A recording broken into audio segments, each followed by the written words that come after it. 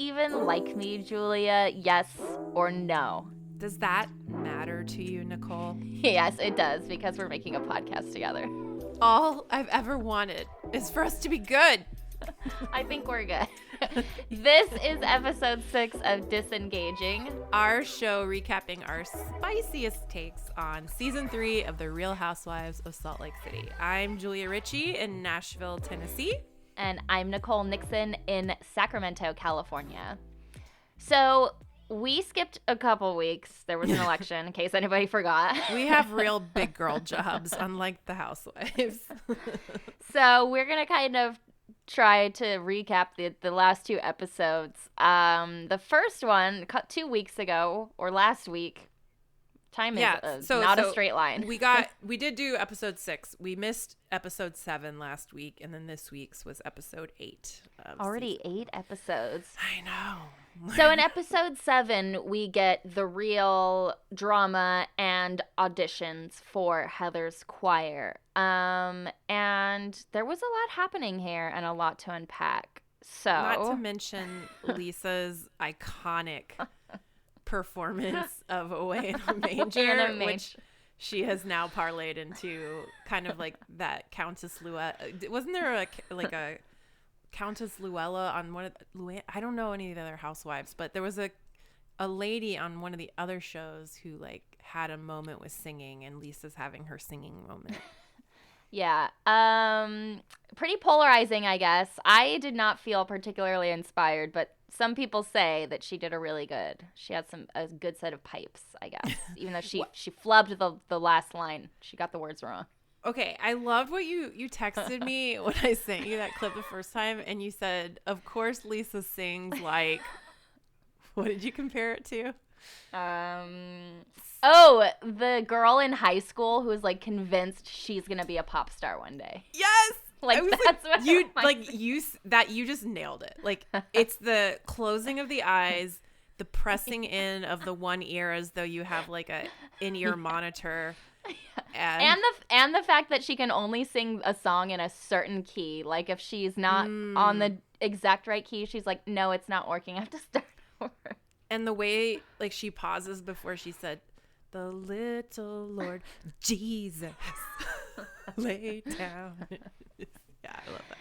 So during and after auditions, there is some drama going on because Jen is confronting Angie Harrington about the Shaw Exposed account, and there's just so much going on. And honestly, like the husbands, I kind of zone out during these explosive, confusing arguments where everybody's so fixated on small details that I have long forgotten about. So that's my housewives confession. Right. Even the men who in this episode get together and that was awkward enough because they clearly don't actually have a lot in common or real friendships outside of the contractually obligated ones that they have to do. They seem like confused by a lot of their partners' conflicts. Like they couldn't even really get the stories straight because they were like you said, zoned out. Yeah. Well, and it's all like second and third hand information at that point. And but I have to say I disagree. I think that some of the husbands do have good chemistry. You can tell they like are or could be good friends outside the show, but maybe they're just good actors. I don't know. Also, men just like this isn't their show, so they don't carry it. And so you are probably correct. Maybe they are actually very congenial with one another, but they don't show it because they're men and they don't have emotions or show emotions. Right. Well, I feel like this episode, maybe we got a peek of that a bit when they all went to Coach Shaw's house and he hosted a barbecue and had some, but not all of the husbands over. And there was some sort of porny shots of brisket or something, which made me a little uncomfortable. But that was very uncomfortable. And I eat meat, but yeah. But we've seen the husbands be very friendly together and like golf together before. But there's clearly tension between Seth and John. between, I guess they haven't spoken since the reunion, and Lisa's hot mic moment about Meredith accusing Meredith of cheating on Seth. See, I'm so bad at this. I could never be a housewife. You really couldn't. I think that the takeaway for me there, so obviously, like, Seth, I loved when they walked outside and Seth is like, it's not so bad out here. And then John goes, yeah, it's not so bad in the sun. And I laughed so hard because that's exactly how I break the ice when I difficult conversations, you know? Well, it's just funny to me because when the women need to have a difficult conversation, they get their drinks, they go in a room with comfy chairs, they make themselves comfortable, they cross their legs, and these two guys just went outside to stand in the cold. They like barely even had jackets. It was so awkward. No, it was like super awkward. I think that's when, like, we talk about the Real Housewives universe and how they stage things, and it's like, yeah, when the women are ready to talk it out, they just go for it, you know, and don't, make sure that there's, like, obviously toward the end of this episode, Lisa confronts Heather at choir practice while they're doing vocal warm-ups. And it's the best juxtaposition.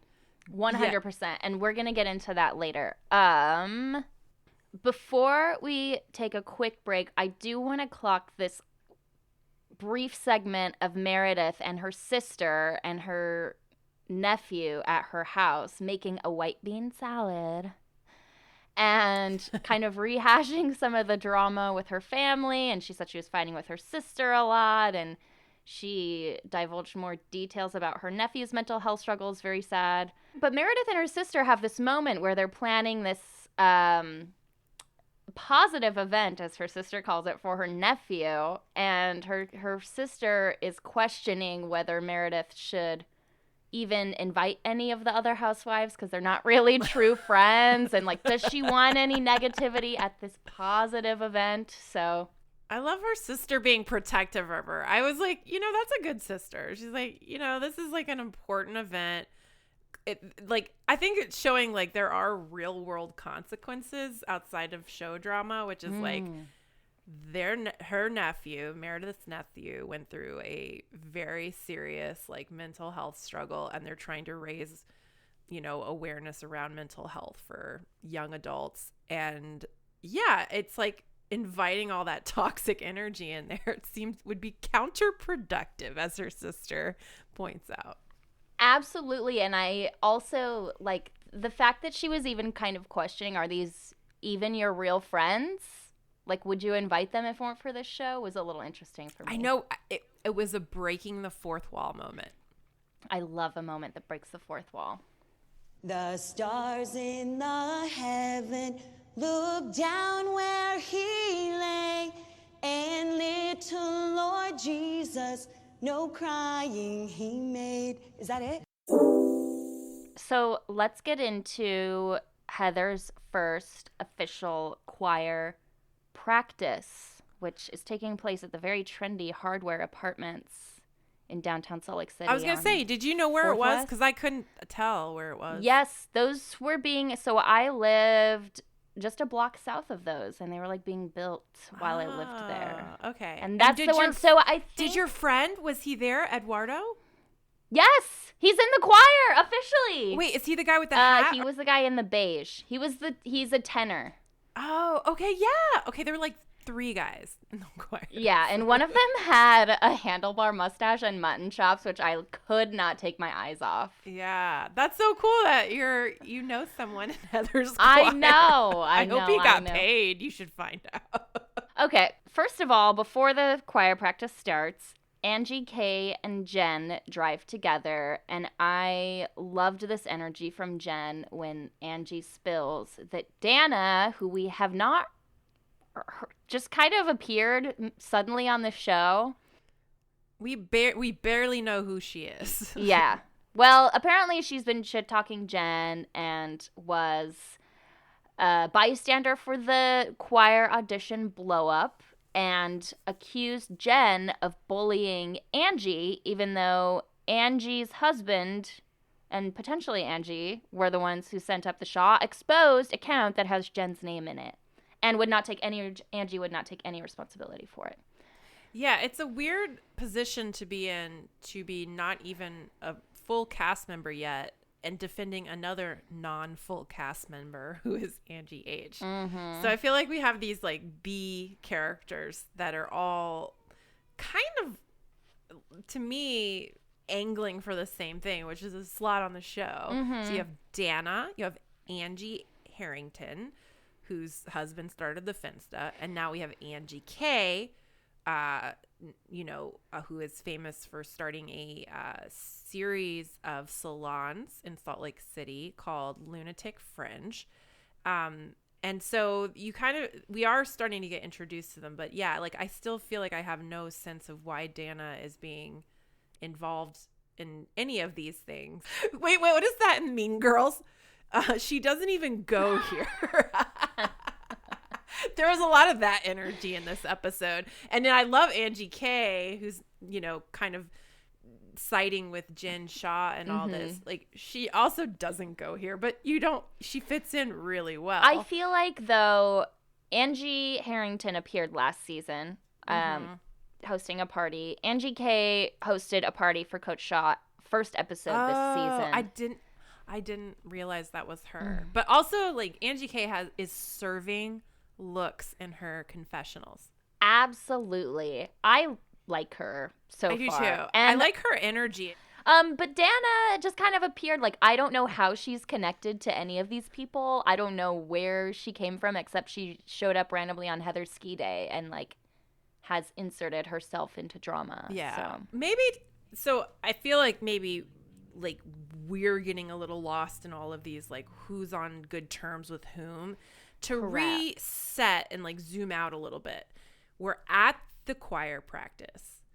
Heather has invited this melange of people who are not getting along. Classic housewives, like, plot twist. And classic Heather, like, at what point in this episode she says, Whitney and I aren't good, but if we just have a positive experience, things will be fine. So this, to me, is the central, like, theme of this episode. Is it's a real turning point for Heather, and always being the good guy and always being the, like, fun, like, levity. I'm the one who makes people laugh. Like, no one is laughing with Heather in this episode. They are screaming at her or this season, it seems like. Yeah, well, Lisa's saying, are you really, do you even like me? Do you like me? And Heather clearly wanted to say no in that moment because she pauses for an uncomfortably long time.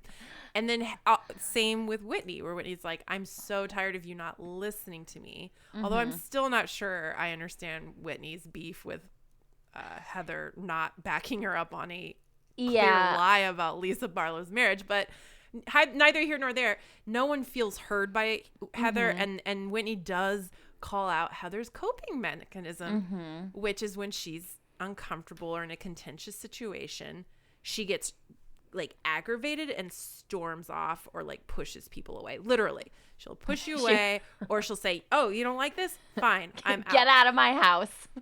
Yeah. Done. So we kind of started to see sort of some of Heather's, like conflict, aversion, issues that are maybe fine for dealing with conflict, but not with these women. Well, I have to say, conflict aversion is, like, a staple of Mormon households. So. Oh, yeah. So those fights are breaking out, and yet with the choir warm-ups going on with the choir.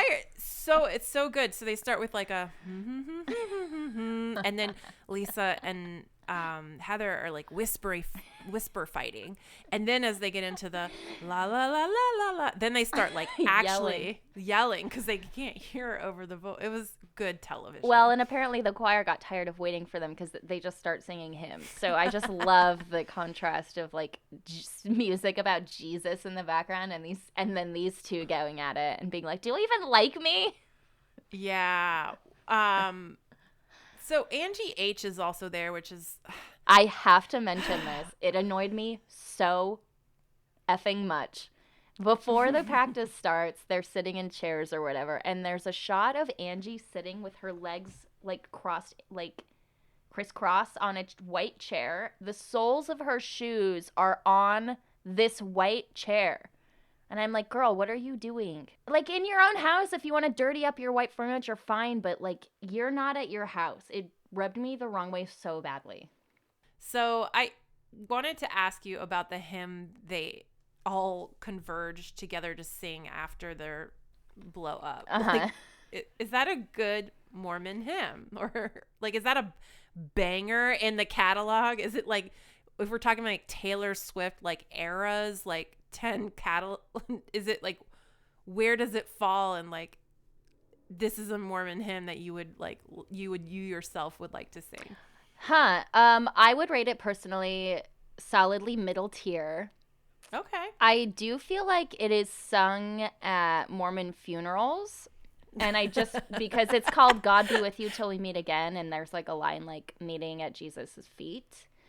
I feel like this is the funeral of like a lot of friendships. Wow. Maybe there's some symbolism. Foreshadowing. Like, yeah, they're burying some like long time friendships. Well, Heather's processing her faith journey and still dealing with like trauma of her dad dying. And so that could be a reason for this song being the choir's first.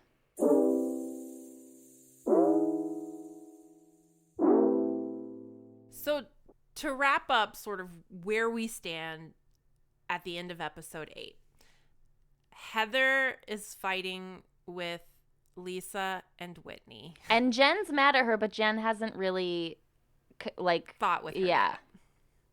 Jen is mad at Danna. Very mad at Danna. And Angie H still, although Angie H agrees to issue a public apology for her husband's finsta. And Meredith is kind of not engaging. Title of our show. Meredith is disengaging from all of them to try and throw this benefit for her nephew and a good cause. So there isn't a lot of movement, except now we have yet another vacation. I love when Jen Shah's like, I need a real vacation before I go to my trial. I was like, really? And then she's like, I can't go out of the country, but I love that so much. And when she was like, I need a real crazy vacation, like kind of insinuating that the Arizona trip like wasn't crazy enough for her. Like it was a little She doesn't like, I think the women do not appreciate Whitney's like energy healing. Yeah, because she's done it a few times where she's forced them to go to like sort of woo-woo stuff. Yeah, and they're not really into that, it seems. Especially not Jen Shah.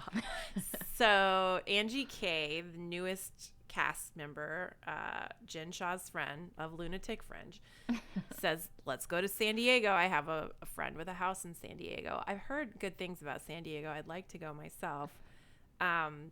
So we end with Jen and Angie K in a pool inviting. I love that they made an event out of inviting people to a weekend. Like it's a little gender reveal-ish, honestly. It is. Like, really? But it's also why are we doing this? Also very housewife. Like if I had nothing better to do except plan parties, I would plan a pool party to invite people to a weekend party.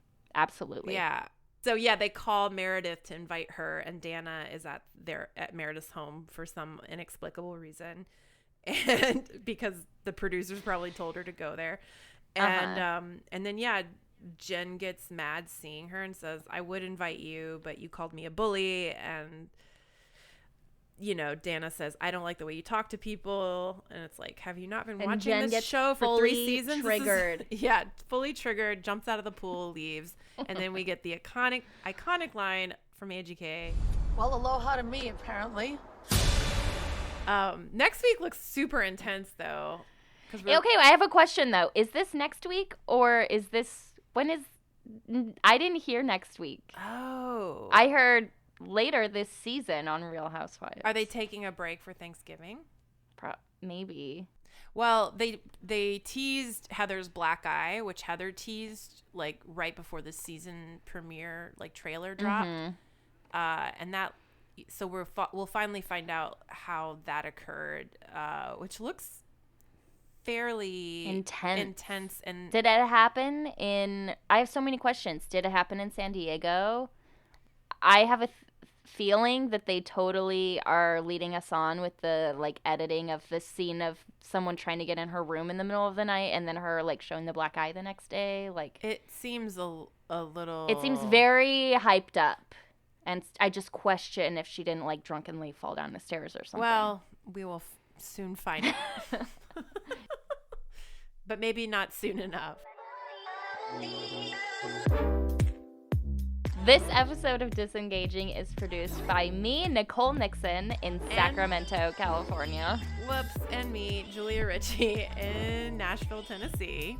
Thanks for listening. We might be back next week. And don't forget to find us on all of your favorite streaming platforms, Apple, Spotify, Pocket Cast, and give us a rating while you're there and share with your friends.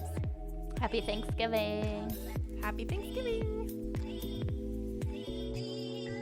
I think his name is pronounced Rafe Fiennes because he's like Scottish or something. So yeah, I didn't realize that. I think everyone's been saying his name is Ralph Fiennes for most of his career, and it's same with his brother. But we should just call him Voldemort because that's what.